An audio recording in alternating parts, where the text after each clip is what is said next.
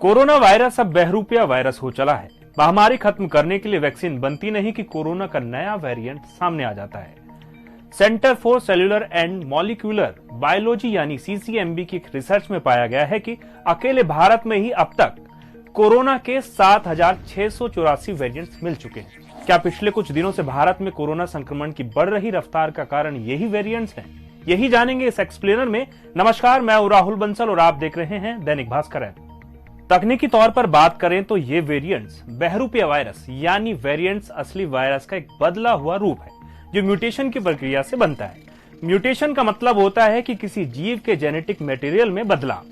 अब इसे इस तरह से समझिए जैसे आप कोई लंबा चौड़ा निबंध लिख रहे होते हैं और उसमें एक आध स्पेलिंग मिस्टेक हो जाती है। ठीक उसी तरह एक वायरस किसी शरीर में इन्फेक्ट करते वक्त अपनी लाखों कॉपी बनाता है और उन्हीं में से कुछ कॉपीज में थोड़ा 19-20 हो जाता है तो उसी बदले हुए वायरस से एक नया स्ट्रेन तैयार हो जाता है। ये बदला हुआ रूप खतरनाक भी हो सकता है और कमजोर भी। भारत के 3 राज्यों महाराष्ट्र, केरल और तेलंगाना में कोरोना के 2 नए वेरिएंट सामने आए हैं। N44OK और E484 के कुछ एक्सपर्ट्स का मानना है कि पिछले कुछ दिनों से कोरोना संक्रमण की जो रफ्तार देश में बढ़ रही है वो इन्हीं नए वेरिएंट्स की वजह से है। हालांकि केंद्र सरकार इससे इत्तेफाक नहीं रखती। केंद्र का कहना है कि राज्यों में संक्रमण में फिर से तेजी क्यों आ गई है, इसकी अभी जांच चल रही है।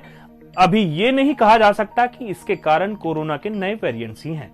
एक्सपर्ट्स का कहना है कि कई राज्यों में कोरोना की नई लहर आ गई है।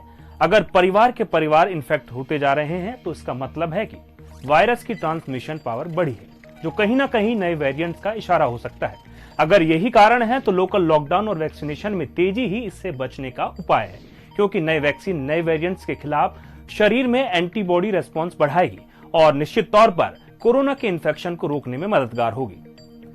अब संक्रमण में आ रही तेजी का असली कारण क्या है, ये तो वायरस की डिटेल सीक्वेंसिंग के बाद ही पता चलेगा।